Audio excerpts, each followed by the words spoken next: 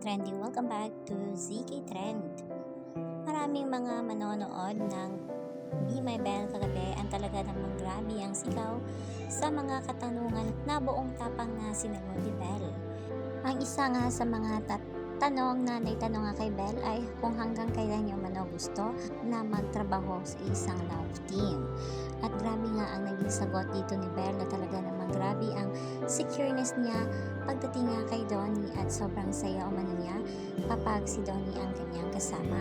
At syempre marami rin ang kinilig sa isa pang tanong kung kamusta na sila ni Donnie. Kaya naman halina at panoorin natin. Okay.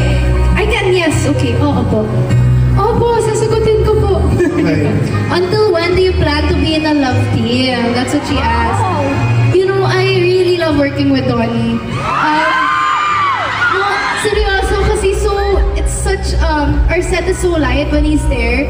And I guess because I've been working with him for a while, there's this sense of secureness I feel when I work with him. Security pala, sorry. Sorry po. So, kampante po ako pagka-work siya. So, until when, I don't know.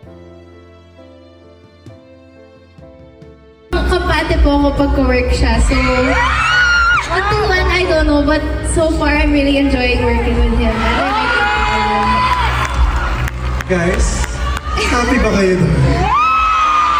Ano mo na yung question?